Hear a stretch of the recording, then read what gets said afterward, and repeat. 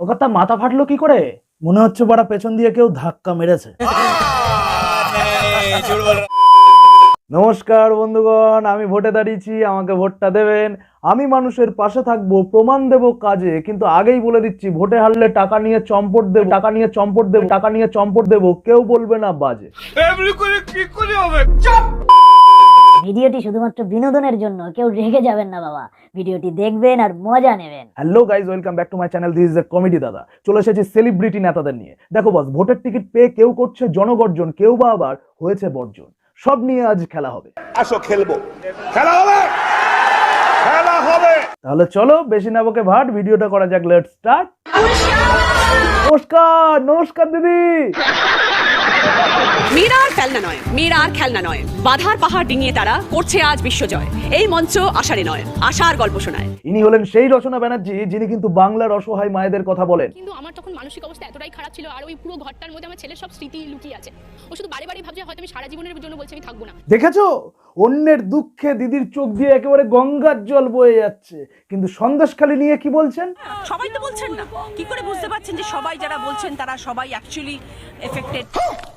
একবার জিপটা দেখতে চাই আপনার, কতটা মোটা আর কতটা পাতলা হয়ে গেছে। দিদি এসব কি বলছেন? টিএমসি তে নাম লিখিয়ে একেবারে 380 ডিগ্রি ঘুরে গেলেন। আপনি না দিদি নাম্বার 1 হয়ে বাংলার অসহায় মায়েদের কথা বলেন? তার মানে সবটাই কি ধাপ্পা? মানে ইটস অল অ্যাবাউট মানি কামানোর ধান্দা? এখন তো দেখতে আছে পুরো মানে একদম চিটিংবাজ মহিলা। এই এত সত্যি কথা এইভাবে বলতে নেই। উনি আমাদের দিদি নাম্বার 1 না? আচ্ছা,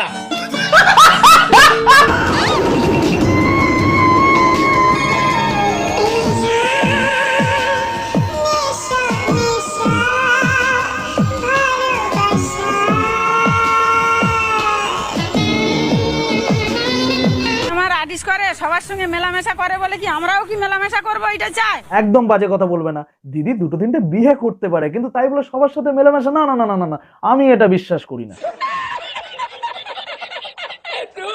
হুগলি মানুষরা লাকি যে আমাকে পেয়েছেন। কি কি কি কি কি? হুগলি মানুষরা লাকি যে আমাকে পেয়েছেন। যাব বাড়া, হুগলিবাসী নাকি দিদিকে পেয়ে লাকি। আচ্ছা দিদি, তোমার মতো পাল্টিবাজ মহিলাকে পেয়ে হুগলিবাসীর কি লাভ? মানে তুমি কি তাদেরকে দিদি নাম্বার 1 এ নিয়ে গিয়ে খেলা করাবে? আমাদের রচনা দিদি হুগলিতে এত কলকারখানা দেখেছে যে চারিদিকে শুধু ধোঁয়া আর ধোঁয়া। কিন্তু আমি যখন এলাম তখন তো দেখলাম অনেক কারখানা হয়েছে, চিমনি থেকে শুধু ধোঁয়াই ধোঁয়া, অন্ধকার রাস্তাঘাট। বলেন কি? ये भैंचो सारे मिलके हमको पागल बना रहे हैं। আমাদের রচনা দিদির মতে ধোঁয়া মানে যদি শিল্প হয়, তাহলে আমার মতে প্রত্যেক গাঁজা করে এক একটা শিল্পী। আচ্ছা দিদি, তুমি মদ খাও নাকি?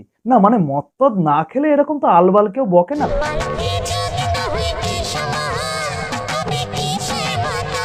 ওরে বাবা, এ তো একেবারে খাপে খা পঞ্চুর বাহাপ। দিদি ঠিক আছে, মানে তুমি একদম সঠিক জায়গায় জয়েন করেছো। যেই সুযোগটা আমাকে দিদি দিয়েছেন, যে বিশ্বাসটা দিদি আমার উপরে রেখেছেন, আমি তার সৎ সৎ সৎ সৎ সৎ সৎ। ও দিদি, কানেকশন প্রবলেম হচ্ছে নাকি? দেখা যাক না কি করতে পারি। আপনি আর কি করতে পারবেন? দেখুন দিদি নাম্বার 1 এ নিয়ে গিয়ে যদি একটু নাচুন কুদুন করানো যায় আর কি। मार गुर्दे रोटी चीनी दिए जाफू दे खा। তুই এবার ফুটে যা। না মানে ওই সেলিব্রিটি নেতারা তো টিকিট না পেলে চলেই যায়, তাই বললাম আর কি। সায়ন্তিকা কি অভিমানী? একটু অভিমানী। কেন? এতদিন ধরে খেটেছি, 3 বছর ধরে, নিশ্চয়ই একটা কিছু ভেবে। কি ভেবে দিদি? লোকসভার টিকিট পাওয়ার কথা ভেবে? খুব কষ্ট যে বলো, শোনা গো আমার। আমি কাজ করি কি না করি সেটা ডিসাইড করার অধিকার আমি শুধুমাত্র বাঁকুড়াবাসীকে দেবো। কি কি কি কি কি? ঠিক শুনতে পেলাম না, আরেকবার শুনি। আমি কাজ করি কি না করি সেটা ডিসাইড করার অধিকার আমি শুধুমাত্র বাঁকুড়াবাসীকে দেবো। ও আচ্ছা, বাত নেই। যদি আমি বাঁকুড়ায় পড়ে থাকি সবসময়, তাহলে আমি কোথা থেকে পাত্র খুঁজবো? ও দিদি, তুমি বিয়ে করবে? দেখেছো, তুমি সবার কথা ভাবো, কিন্তু তোমার কথা কেউ ভাবে না। এই দিদির জন্য আগে ছেলে দেখো, বলে দিয়েছি দিদি। আমি প্রথম দিন থেকে দল করা একজন অনুগত সৈনিক হিসেবে নিশানা ভিজিয়েছি। ভালো দাদা দলের অনুগত সৈনিক হিসেবে বিছানাও ভিজিয়ে ফেলেছে।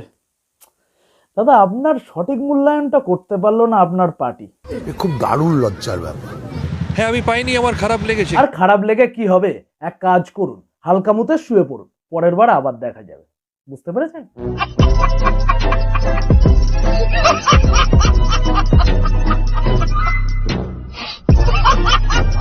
সো আজকের ভিডিওটি এই পর্যন্তই। যদি আমার ভিডিওটি ভালো লেগে থাকে তাহলে লাইক, কমেন্ট এবং অবশ্যই বন্ধুদেরকে শেয়ার করো এবং অবশ্যই আমার চ্যানেলটি সাবস্ক্রাইব করে দাও এবং পাশে থাকা বেল আইকনটি ক্লিক করে দাও যাতে আমার নতুন নতুন সব ভিডিও সবার আগে তোমাদের কাছে গিয়ে পৌঁছয়। আর হ্যাঁ, যদি এই ভিডিওটি আমার ফেসবুক পেজ কমেডি দাদা থেকে দেখে থাকো তাহলে পেজটিও ফলো করে দাও যাতে ফেসবুকের মাধ্যমে আমার নতুন নতুন সব ভিডিও সবার আগে তোমাদের কাছে গিয়ে পৌঁছয়।